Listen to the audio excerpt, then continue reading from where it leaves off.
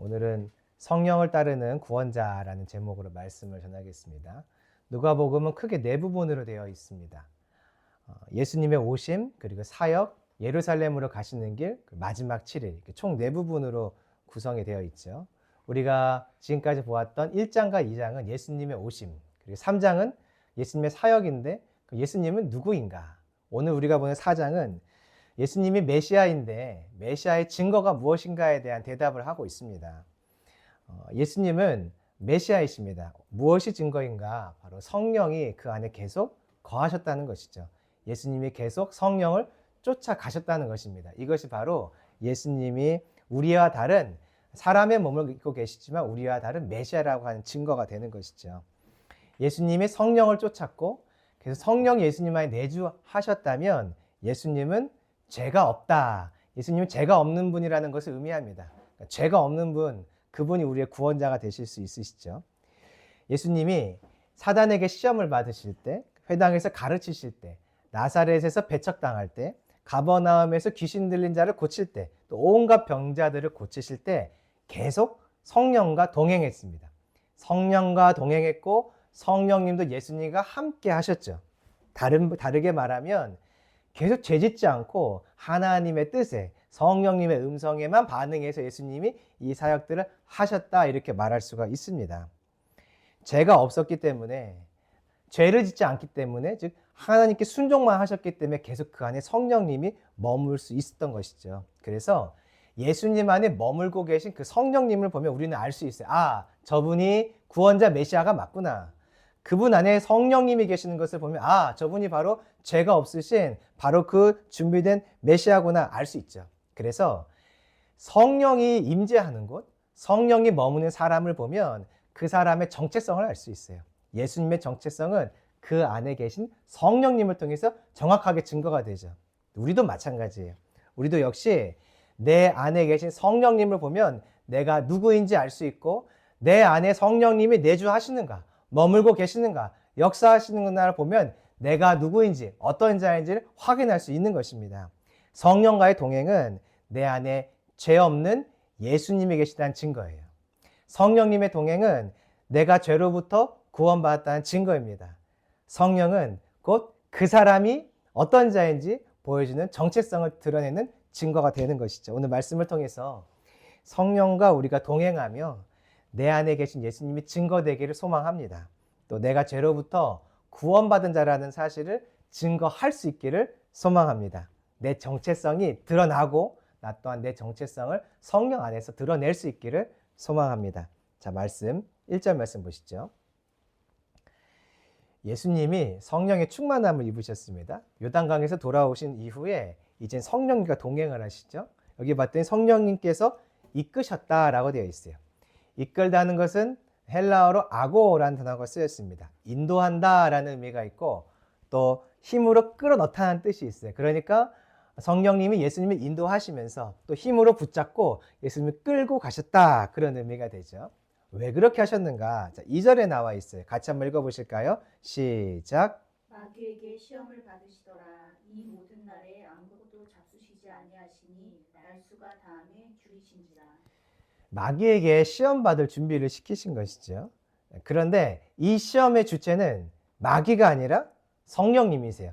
성령님이 이끄시는 가운데 사단에게까지 이끌어 가셨기 때문에 그렇죠. 자, 그러면 성령님이 주체가 되는 이 시험의 장면에서 성령님은 예수님이 시험 받으실 때 과연 어디 계셨을까요? 예수님을 광야에 시험 받으러 보내시고 성령님은 광야 저 바깥에서 잘 갔다 와, 잘 치르고 와, 시험 잘 치르고 와, 유혹 꼭 이기고 와 이렇게 말씀하시고 성령님은 멀리서 보고만 계실까? 아닙니다. 성령님은요 최대한 예수님 가까이서 그를 인도하시고 돕고 계세요. 어떤 장면 생각하시면 되냐면 권투 생각하시면 돼요. 링 위에서 싸우는 사람은 선수예요. 링 바깥에서 링 안에서 싸우는 선수에게 코치하는 사람은 바로 감독이죠. 감독이 말합니다. 가드 올려, 피해, 발로 스텝을 밟아서 움직여, 도망가, 지금은 맞서 싸워 하면서 감독이 선수보다 더 크게 힘있게 열정적으로 링 바깥에서 코치하죠. 바로 그 모습이 누구의 모습이냐면 성령님의 모습이에요. 그 증거가 어디 있냐면 예수님의 이 유혹을 받으실 때 계속해서 하나님의 말씀으로만 대답하신다는 겁니다. 성령의 증거, 동행하신다는 증거는 그 사람 안에 말씀이 계속해서 반복돼 나오고 말씀이 선포되어지고 말씀을 따라 무언가 행동하는 것, 이것이 바로 성령의 동행의 증거죠. 자, 보실까요? 예수님이 40일간 금식하셔서 배고프셨어요. 3절. 마귀가 찾아와서 유혹을 합니다. 하나님의 아들이라면 돌이 떡이 되게 해라. 못할 거 없죠. 왜냐하면 예수님께 이미 성령이 충만하게 임하셨기 때문에 그래요. 사도행전 10장을 봤더니 예수님이 이런 기적과 능력을 행하실 수 있는 이유는 성령이 강력하게 임하셨기 때문이라고 분명히 말을 하고 있어요. 그러니까 지금 예수님에게 성령의 능력이 임했으니 돌이 떡이 되게 하는 것 할 수 있나요, 없나요? 할 수 있을까요, 없을까요? 있죠, 있어. 있는데 4절 봤더니 그 일을 안 하고 사람이 떡으로만 살 것 아니라고 하시면서 하나님의 말씀으로 대답을 하세요. 자, 우리의 삶 가운데 찾아오셔서 말씀을 깨닫게 하시는 분은 성경을 봤더니 누구냐면 성령님이세요. 우리가 권세자 앞에 설 때 우리의 입에 할 말을 넣어주시는 분은 성경을 봤더니 성령님이시죠. 6절을 봤더니 마귀가 곧 누구냐면 권세 잡은 자예요. 그러니까 사단이 예수님 앞에서 예수님을 유혹할 때, 즉 예수님이 권세자 앞에 섰을 때 그의 입에 누가 지금 말을 넣어주고 계신 것이냐면 성령님이 말을 넣어주시고 계신 것이죠. 예수님의 입술로는 말씀이 선포돼요. 그렇다면 지금 예수님 안에 누가 임재해 계신 것인가요? 성령이 임재하고 계신 것이죠. 그러니까 지금 예수님은요, 이 유혹을 받고 있는데 마귀가 그를 이끌어가는 것 같지만 사실은 성령님이 링 바깥에서 계속 코치하고 계신 것이에요. 감동하시고 말씀을 주시고 할 말을 입에 넣어주시는 성령님이 이끄시는 유혹, 시험의 자리에 서 계신 것이죠. 예수님이 안 넘어와요. 당연히 안 넘어가죠. 성령님 이끄시니까. 자, 5절. 마귀가 순식간에 천하 만국을 보여줍니다. 6절 말합니다. 이 모든 권위와 영광을 내가 다 갖고 있어. 너가 원하면 내가 줄 수 있다. 자신이 갖고 있는 세상, 권세, 영광을 가지고 다시 유혹을 합니다. 그랬더니 권세자 앞에서 성령님이 말씀을 다시 주세요. 자, 8절 말씀 우리 같이 읽어보겠습니다. 시작. 예수께서 대답하여 이르시되 기록된 바 주 너의 하나님께 경배하고 다만 그를 섬기라 하였느니라. 8절 봤더니 하나님만 경배하고 섬기라는 말씀으로 예수님이 대답을 하세요. 링 바깥에서 성령님이 지금 코치하시는 것이에요. 예수님은 그 코치하는 말을 듣고 안내하는 말을 듣고 그대로 말씀하고 계세요. 주시는 말씀을 따라 말하고 주시는 감동을 따라 하나님의 말씀을 생각하죠. 지금 예수님은요, 자기 생각으로 말하고 있지 않아요. 자기 의지로 말하고 있지 않고 시키시는 성령님을 따라서 말하고 생각하고 있어요. 그랬더니 사단이 유혹을 성공하지 못하죠. 두 번째 실패하자. 자, 9절이에요. 다시 한번 이끌어갑니다. 예루살렘으로 가서 성전 꼭대기에 세우죠. 여기서 이끈다는 말은 우리가 1절에서 봤던 성령님이 이끄신다라는 말과 같은 단어예요. 자, 5절에 보시면 마귀가 이끌다는 내용이 나오고 지금 9절에 보시면 또 마귀가 예수를 이끌고 가죠. 그러니까 이 이끌다는 단어는 다 똑같은 단어인데 헬라어로 이끌다, 아고라는 단어는 성령님께 이끌림을 받을 때도 쓰고 사단에게 이끌림을 받을 때도 써요. 그런데 5절과 9절만을 보면 이게 지금 사단이 이끌어 가나 보다 라고 생각할 수 있지만 내용 전체를 살펴보고 1절의 내용을 살펴보면 눈에 보이는 이끄는 자는 사단이지만 보이지 않게 이 모든 상황을 이끌어 가시는 분은 누구신가요? 성령님이신 것이죠. 눈에 보이는 인도자는 사단이지만 눈에 보이지 않는 인도자는 성령님이세요. 계속 말씀의 자리를 이끌고 계신 것이죠. 이게 우리 인생이에요. 아무리 봐도 사단이 주인 같아요. 아무리 봐도 저 악한 사단이 악하게 이것을 이끌고 가는 것 같아요. 하지만 잘 보면 모든 것이 넘어간 것처럼 보이는 그 순간에도 성령님이 명확하게 일하고 계세요. 명확하게 주님은 주님의 자녀를 이끌어가고 계세요. 하지만 사람의 눈에는 주님의 일하심이 잘 안 보일 수 있어요. 마귀만 보일 수 있어요. 악한 것들만 보일 수 있어요. 하지만 기억하세요. 영의 눈을 뜨면 그 자리를 이끌고 계신 성령님이 보이는 거죠. 얼마 전 선교가 있었습니다. 이것을 보면 우리가 낙담할 수 있어요. 야, 이거 부르심을 향해 가야 되는 교회가 과연 이 땅에서 존재할 수 있을까? 과연 이 땅에 존재할 수 있을까? 얼마나 교회가 더 버티며 살아남을 수 있을까? 이스만 대통령을 통해서 건국된 이 나라가 과연 나라를 세우신 건국하신 하나님의 그 부르심의 사명을 따라서 과연 나갈 수 있을까? 그 선교 한국의 사명을 감당할 수 있을까? 우리는 그런 의문이 들 수 있어요. 악한 자들이 세상의 주인이 되는 것 같은 이 상황을 보면서 우리 안에 그런 질문, 우리 안에 그런 의문들이 찾아올 수 있다는 거죠. 그런데 볼 것이 있어요. 사단이 이 모든 것을 이끌어가는 것처럼 보이고 우리를 넘어뜨린 것 같이 보일 때에도 성령님이 이 나라를 세우셨기 때문에 이 나라를 이끌어가고 계신다는 것이죠. 1907년도에 그 대부흥의 역사를 주신 성령님이 지금도 이끌고 가고 계시다는 것이에요. 이 나라에 복음이 전파되기 전에 먼저 성경 말씀을 전파하시고 토마스 선교사의 순교의 피로 이 나라에 복음이 들어오게 하신 그 하나님께서 성령님을 통하여 보이지 않지만 이 나라를 지금까지 계속 인도하신 것처럼 앞으로도 우리나라를 인도하실 줄로 믿습니다. 우리가 이것을 볼 수 있는 눈이 열려야 됩니다. 예수님은요, 그 성령님의 코치를 계속 받고 계셨어요. 사단이 10절 이번엔 말씀으로 예수님을 넘어뜨리죠. 자, 보실까요? 사단이 말합니다. 하나님이 너를 위해서 사자들을 보내 지킨다는 거 알지? 그 말 알지? 11절 성경에서 뛰어내려봐. 뛰어내리면 그 말씀대로 하시겠지? 하나 안 하나 한번 좀 보여줄래? 12절 그때 성령님의 코칭이 다시 시작이 됩니다. 말씀이 기억나고 할 말이 입에 부어지기 시작하죠. 순종하며 이렇게 말합니다. 주 너의 하나님을 시험하지 말라. 13절 이 대답에 결국 마귀가 일단 후퇴를 해요. 포기하고 얼마 동안 떠나는 것입니다. 이것이 완전한 떠남이 아니에요. 왜냐하면 여기 봤더니 다한 후에 얼마 동안 떠나니라 이렇게 되어 있죠. 그러니까 언젠가는 다시 올 것이에요. 여기서 얼마 동안이라는 단어는 시간을 의미하는 단어거든요.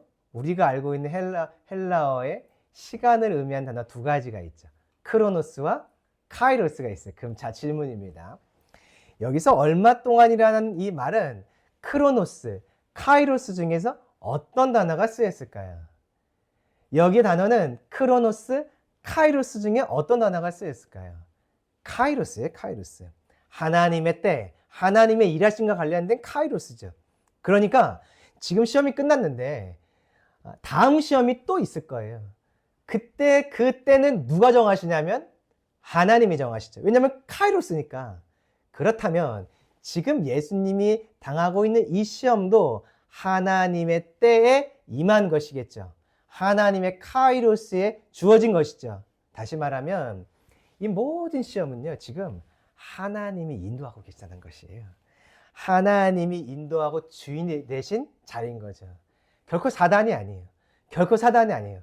여러분 의심하지 마세요. 내 안에 찾아온 어떤 시험, 넘어짐, 유혹, 그곳의 주권자는 사단이 결코 아닙니다. 하나님의 임재하심 속에 있어요. 하나님의 이끄심을 보면 그 유혹에서 넘어올 수 있습니다. 유혹을 넘어갈 수 있습니다. 넘어가면서 일어설 수 있는 것이죠. 예수님이요, 이 시간들을 아주 착실하게 성령의 음성을 듣고 성령님과 동행했어요. 사단이 말하면 예수님은 성령님 주신 말씀을 기다렸어요. 사단이 어떤 말로 유혹하면 예수님이 성령님이 깨닫게 하시는 말씀을 기억했어요. 말씀을 기다렸어요. 그때 우리가 유혹을 이기게 되는 거죠. 예수님처럼요. 자, 그래서 14절 예수님께서 이 성령의 능력 안에서 능력 의료라고 되어 있는데 이제 원어를 보면 능력 안에서죠. 능력 안에서 갈릴리에 돌아올 수 있었습니다. 보세요. 예수님이 시험 이후에도 여전히 성령님과 동행하고 있어요. 사사기를 보면요. 시작은 좋은데 사사들의 끝이 안 좋을 때가 있어요.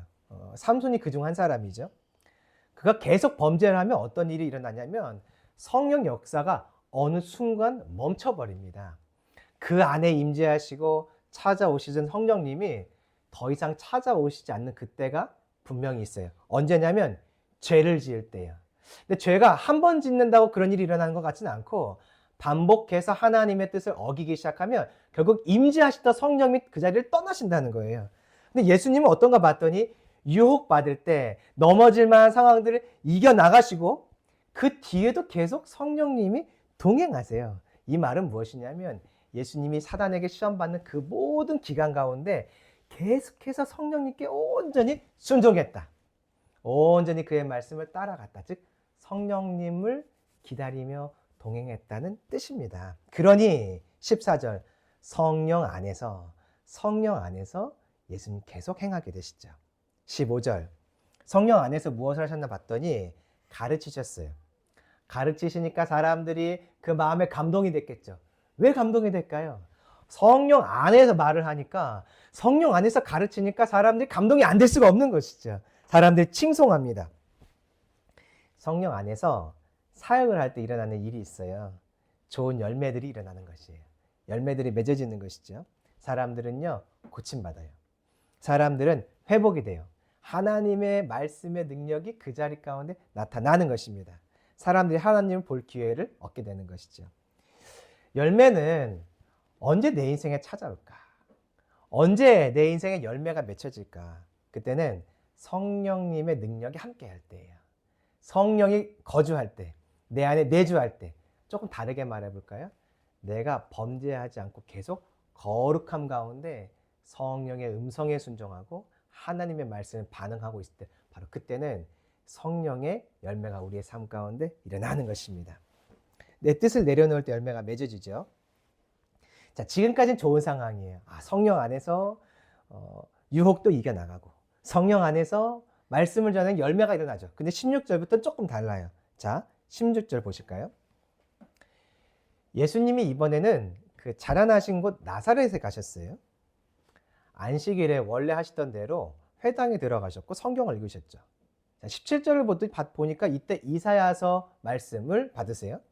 18절 예수님이 거기서 예수님의 사역에 대한 예수님이 메시아라는 증거와 관련된 예언을 찾아 읽으시죠. 성령이 임하고 가난한 자에게 복음이 전해지고 기름 부음이 임하고 포로된 자가 자유를 얻게 되고 눈먼 자는 다시 보게 되고 눌린 자는 자유롭게 한다는 이 말씀을 읽으시면서 21절 봤더니 이렇게 말씀하세요. 같이 읽어보겠습니다. 시작. 이에 예수께서 그들에게 말씀하시되 이 일이 오늘 너희 귀에 응하였느냐 하시니. 아멘.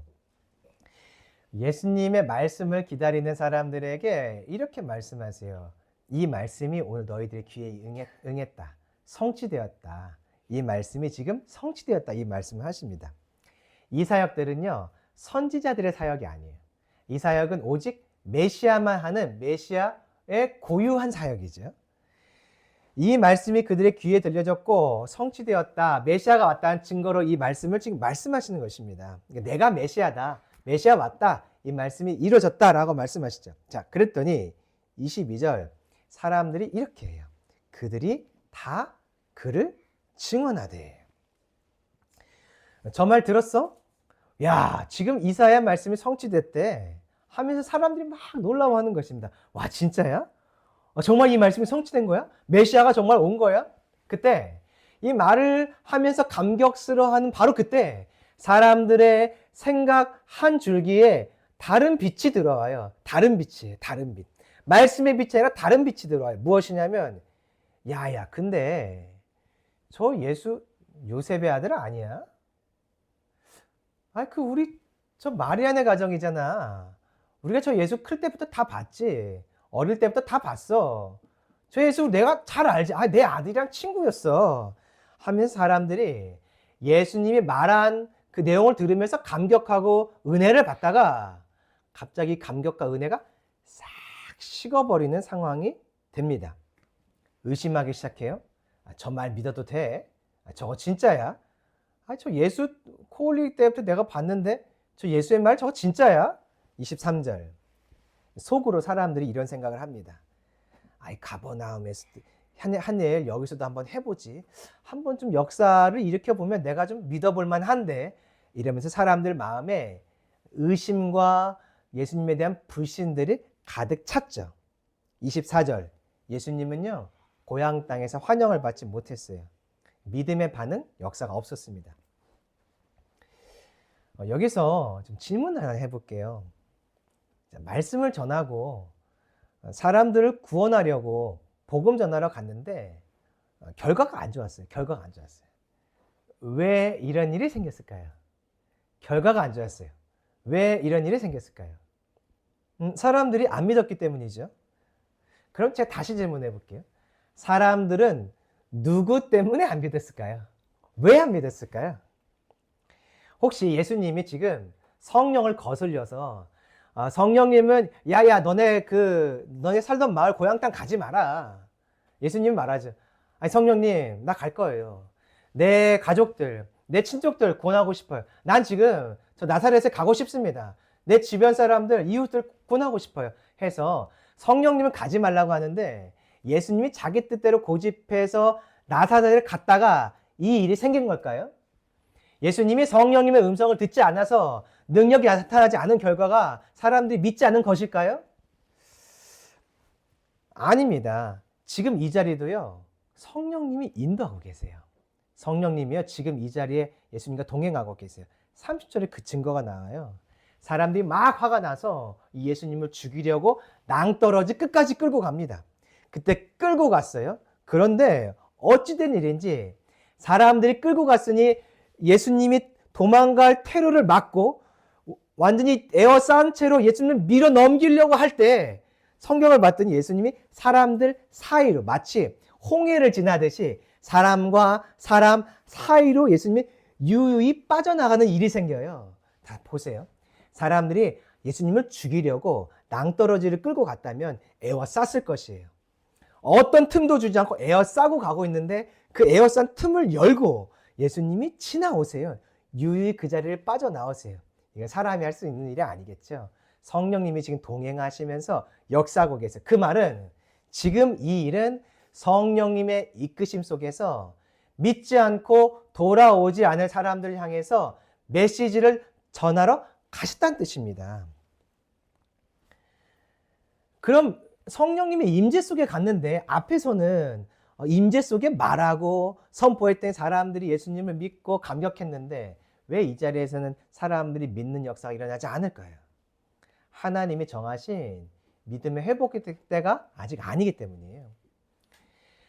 성령님은요, 그럼에도 불구하고 하나님의 마음을 아시기 때문에 가서 지금 복음을 전하라는 것이에요. 왜냐하면 나중에 때가 되면요, 이 가족들, 우리가 알고 있는 예수님의 형제 야고보도 부활 이후에 돌아오죠. 지금 말씀을 전해 놓으면 때가 됐을 때 깨닫고 하나님의 때 이들이 주 안에 돌아오게 될 것이에요. 그 날을 보면서 지금은 열매를 맺지 못하지만 나중에 맺을 열매를 기다리며 지금 복음을 전하라는 것이죠. 성령님 이 마음을 주시니까 예수님이 그곳에 가신 것이에요. 예수님의 공생의 기간이 짧아요. 그러면 저 같으면 효율적으로 일하도록 예수님께 요청할 것 같아요. 제가 하나님이라면 더 많은 사람 구원할 수 있도록 효율적으로 일할 수 있도록 지금 열매 맺을 사람들에게 더 많이 복음 전하게 하실 것 같아요. 그런데 성령님은요, 지금 어떻게 하시냐면 당장 열매가 없는 사역지를 그를 인도하고 계세요. 왜 그럴까? 앞으로 맺을 열매의 때를 기다리시기 때문인 것이죠. 성령님은요, 때로 우리를 이렇게 인도하고 계세요. 인도하세요. 지금 당장 열매가 없는 사람이 눈으로 볼 때는 비효율적인 자리, 유익이 없을 것 같은 자리, 뭔가 효율적이지 않고 뭔가 유익하지 않을 것 같은 그 자리를 보내실 때가 있어요. 그런데 기억하세요. 그것이 효율입니다. 그것이 유익이에요. 지금 열매를 맺지 않는다 하더라도 하나님이 마침내 열매를 맺을 때를 기다리시면서 너 지금 가서 저기서 복음 좀 전해라. 성령의 능력으로 가는 것입니다. 능력을 빼고 가는 것이 아니에요. 능력을 거스르고 가는 것이 아니에요. 성령의 음성에 순종해서 능력을 가지고 전하지만 믿지 않을 사람, 전하지만 돌아오지 않을 그 사람들을 향해서 너 지금 가서 복음 좀 전해라. 그때 순종하는 것이 효율인 줄로 믿습니다. 오늘 우리가 이렇게 비효율적인 것처럼 보이지만 성령 안에서 반드시 씨를 뿌려야 될 자리가 있어요. 하나님께서 계획하신 다음의 때를 바라보시면서 지금 이 시간 복음을 전하며 지금 이 시간 하나님의 나라의 씨를 뿌려야 될 자리가 있습니다. 어디냐면 다음 시기예요. 바로 다음 세대예요. 다음 세대. 우리는요, 지금 영적으로 아주 어두운 시기를 지나고 있습니다. 정치적으로도 아주 혼란한 시기예요. 다음 세대 아이들이 믿음 안에 자라기 너무나 어려운 교과 과정들, 사회의 분위기, 문화 속에 지금 이 아이들이 놓여져 있습니다. 시간이 좀 많이 걸리겠지만 우리는 지금 다음 세대 아이들을 키워내야 돼요. 믿음으로 나라를 다시 세울 이승만과 같은 지도자들이 세워질 수 있도록 지금 다음 세대를 위해 우리가 씨를 뿌려야 돼요. 그들을 위해 기도하고 말씀을 가르치고 그들을 붙잡아 제자 훈련하는 일들을 반드시 해야 되는 것이죠. 나라를 바로잡고 마침내 이들이 복음 안에서 우리나라를 선교 한국으로 세워나갈 수 있는 그런 자들이 될 수 있도록 이 나라가 다시 변화되어서 하나님의 일들을 사명을 감당할 수 있는 나라로 세워가도록 그들을 준비시켜야 된다는 것입니다. 그것을 언제 하냐면 지금 이 자리에서 나의 자녀에게 내가 만나는 이 아이들에게 이 세대들에게 해야 되는 것이죠. 지금 씨를 뿌려야 돼. 그것이 최고의 효율이에요. 당장에 아무 일도 안 일어납니다.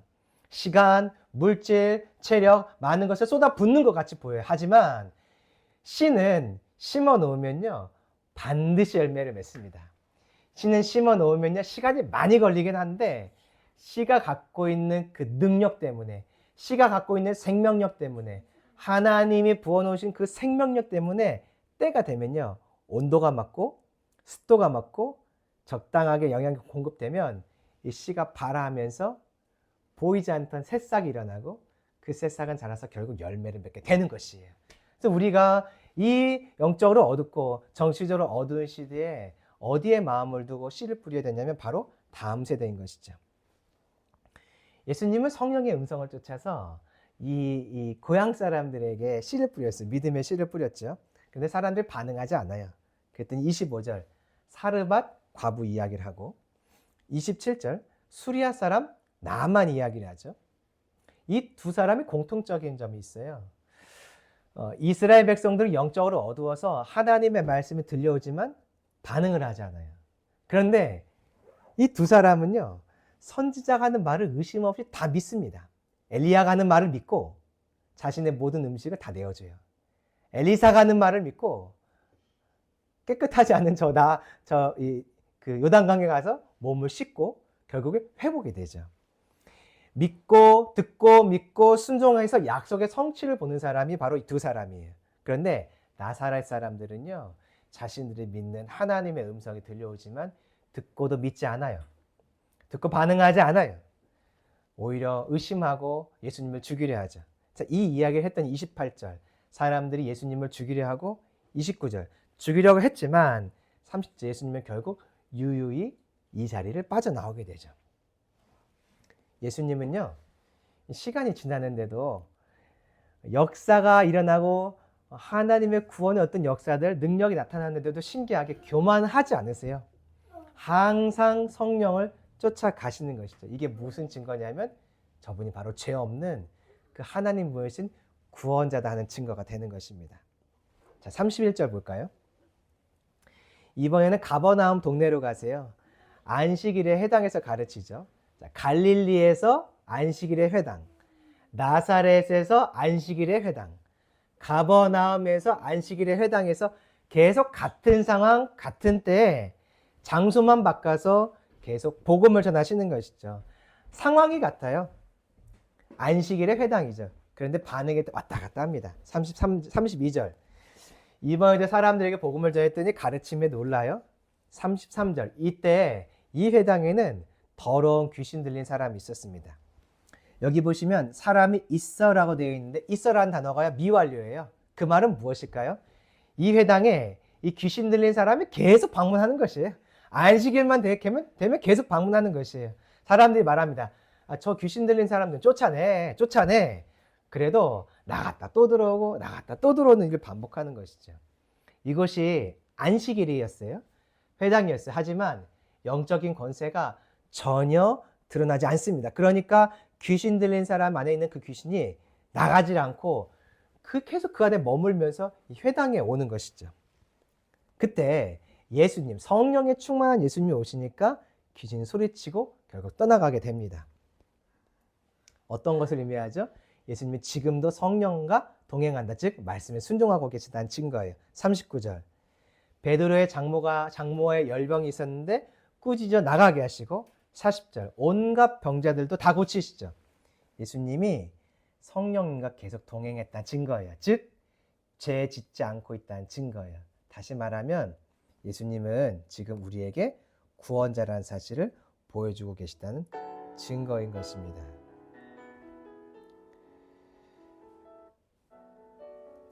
사람들이 누가에게 질문을 합니다. 저 예수님이 하나님이 보낸 증거 있어?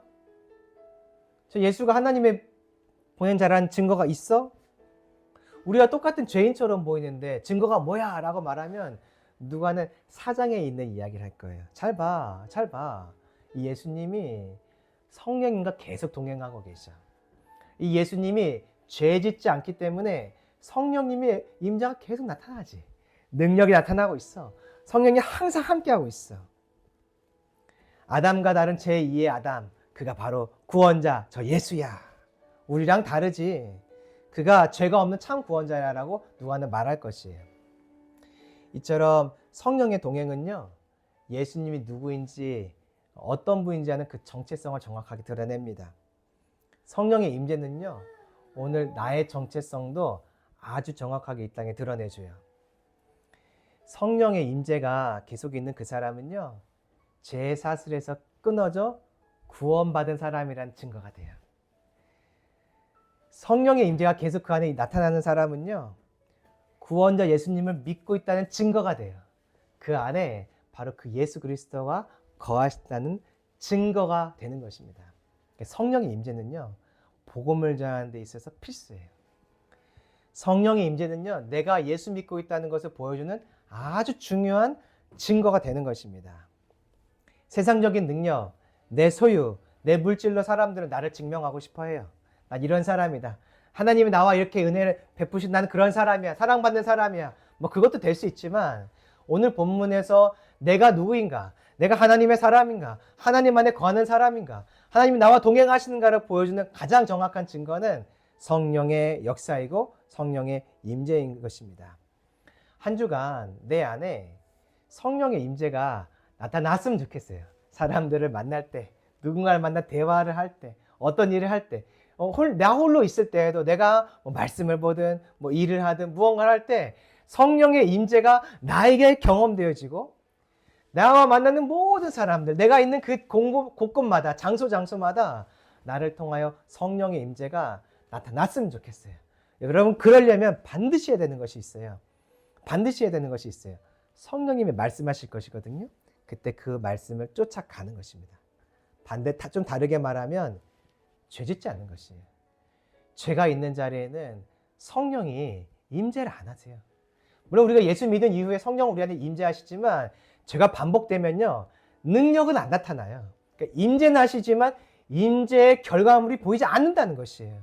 우리가 임재를 구하고 내 안에 있는 정체성이 드러나길 기대한다면, 내 안에 계신 그 예수님이 구원자로 누군가에게 드러나길 원한다면 죄를 끊으셔야 돼요. 언어의 죄, 생각의 죄, 마음의 죄, 보는 죄, 듣는 죄, 손의 죄, 발의 죄를 끊어내는 일들이 있어야 결국에 그 임재하심이 어떤 모습으로든 드러나서 내 안에 계신 성령님, 내 안에 계신 예수님이 드러나게 될 것입니다. 여러분, 이 성령 충만이 우리에게 정말 중요한데요. 성령 충만이 있어야만 어떤 일이 일어나냐면 제자 삼는 일이 일어나요. 그러니까 우리는 결국에 이 성령 충만을 가지고 제자를 삼아가며 세계 선교를 완성해야 되잖아요. 누가복음 5장에 무슨 일이 일어나는지 아세요? 4장까지 성령의 충만함을 말하고 5장은 드디어 어부들을 부르시는 제자 삼는 일이 일어납니다. 4장에서 성령이 충만하니 5장에서 사람들을 부를 때 그 성령의 임재에 압도되어 사람들이 주께 돌아오는 역사가 일어나죠. 마태복음 28장 기억해 보세요. 우리에게 가서 제자 삼으라고 먼저 말씀하지 않으셨어요. 뭐라고 말씀하시죠? 성령의 충만함을 받아라. 기다려라. 성령 충만 이후에 열매가 일어나는 것이죠. 누가복음 4장이 있어요? 5장이 있는 것이에요. 우리도 마찬가지예요. 우리도 결국 열매 맺는 이 제자 삼는 일이 일어나려면 나로 인하여 누군가가 예수님 믿고 선교 사역이 완성되고 하나님 나라가 이 땅 가운데 이루어지려면 성령의 충만함이 반드시 필요합니다. 그래서 이번 주간 성령의 충만함이 있어 나를 통해 한 사람이 더 주께 돌아오길 원합니다. 나를 통해 내가 있는 그 공간, 그 자리가 주께 돌아온 역사가 일어나기를 소망합니다.